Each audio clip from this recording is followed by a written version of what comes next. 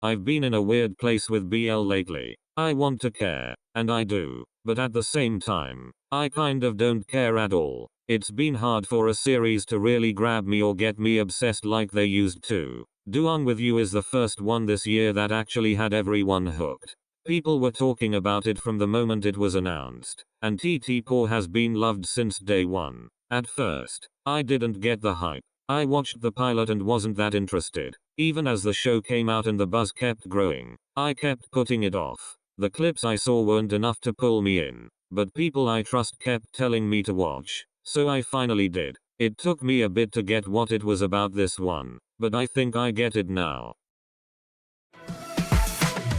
At the start, the series seems like it's just going to be a stereotypical slow burn. Duang is bold and upfront about his crush, while Shin is the classic hard to get, popular guy everyone likes. And that is part of it, but as you keep watching, you realize the show handles these familiar tropes in a more thoughtful, slightly more refined way than you've seen before. It starts with small barely there moments between them. It really is just a college boy with a crush and a distant popular guy. But what kept me hooked early on wasn't even Duang and Shin. It was the humor. A lot of shows rely on over-the-top editing or sound effects to force jokes, and it rarely lands for me. Here, the writing does the work. The humor actually feels natural, and it genuinely made me laugh. I also have to shout out the subtitles. English subtitles in Thai series can sometimes feel awkward or too literal, but this one really stands out. There were multiple moments where the translation choices felt smart and intentional, and it made the whole experience smoother and more enjoyable. The effort shows in both the writing in the show and the subtitles. With a slow burn like this, it's easy to lose interest when not much is happening romantically yet, but the comedy carries it. Even when I found myself thinking, okay, let's move things along with Duang and Shin. The friendship between Duang, Jamie, and Pei kept me fully invested. Their banter feels so natural, and the delivery makes every single joke land. It feels like you're right there on campus, watching a group of silly college guys run around. And Duang is easily the silliest of them all, in the best way. I love him. A character this bold about their crush can so easily come off as cringe, clingy, or even uncomfortable. So don't make that face. But Duang never really crosses that line. He just loves loudly. He's respectful, just hopelessly a loser about it. If I ever make a part 2 of my BL losers tier list, he's first in line. He's kind, he's sincere, and he's completely gone for Shin. Usually, I don't love dynamics where one person has had a one-sided crush for a long time, or immediately has feelings at the start of the show. I prefer watching feelings develop in real time. The small moments, the shift, the realization from both sides. But for some reason this works. Duang's crush feels real, like a very specific kind of campus infatuation, and the way his friends both clown him and help him just makes it even more charming. That said, as much as I enjoyed the comedy and Duang's whole vibe, I was waiting for the romance to actually hit. Because no matter how needed everything else is to make a show fantastic, if the relationship everything else is surrounding doesn't land, the show can't fully work for me. But it all clicks a little further in. Because of Shin. At first, like I said, Shin feels like your typical standoffish, cool, untouchable campus guy. Talented, attractive, emotionally closed off. But once he starts opening up, the story becomes so much more compelling. I saw people saying they liked their chemistry, but just wanted Shin to give in already. And honestly, don't kill me, but I kind of felt the same at first. It felt like I was just waiting for the relationship to actually move. The whole talking stage thing had me rolling my eyes a bit. Like, I get it, you're young, but please be serious. This is not a talking stage anymore. And I don't even fully believe in talking stages like that in the first place, but anyway.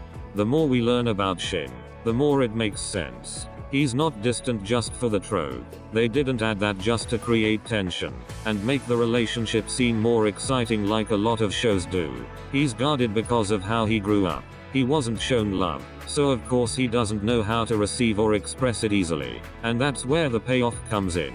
Watching him slowly become more open, more affectionate, more soft, it actually means something. and it's so entertaining to witness as a viewer. By the end, when he's openly loving Duang, holding his hand, being affectionate in public, it feels earned, not rushed, not forced, and that's what really surprised me. BL is kind of infamous for this, especially a certain director. I'm not going to drag him again today, but you know what I mean. They'll throw serious trauma into a character's backstory just for drama, and then resolve it with a boyfriend and a nice meal. At this point, whenever I see that setup, I'm taken out of the story completely. I'm just waiting to see how badly they handle it now, which sucks, because I want to get into these topics seriously, without all that skepticism, but after being let down so many times, it's hard not to. That's why Duang with You stood out. They handled Shin's story really well. His healing wasn't only in the context of Duang. We got to go on the beginnings of his personal journey. Duang supports him and helps him unpack things, but Shin's growth isn't reduced to he's in love now, so he's healed, especially when it comes to his parents. Shin was verbally and physically abused by his babysitter as a kid while his parents were never around. He'd call out for them when he was hurting, and they just weren't there, and they still kind of aren't. Yeah, he's older now, they don't need to be there all the time, but when you've never had that love, it doesn't just go away. It shows up in the small things too, like them missing his important moments, or not noticing when he's clearly hurting. The confrontation scene with his parents was so well done.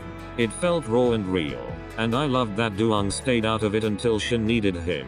That Duang I can't handle it anymore line hurt, and even then, Duang didn't take over or start yelling for him. He just showed the parents what Shin needed. Be there, hugged him, support him. Simple, but it hit. It wasn't over the top or overly dramatic either. No excessive music, no out of character screaming for shock value. Just a grounded, emotional moment where you could really feel the weight of everything. And even when things softened and they ended up sitting together like they were finally okay, the show didn't pretend that fixed everything.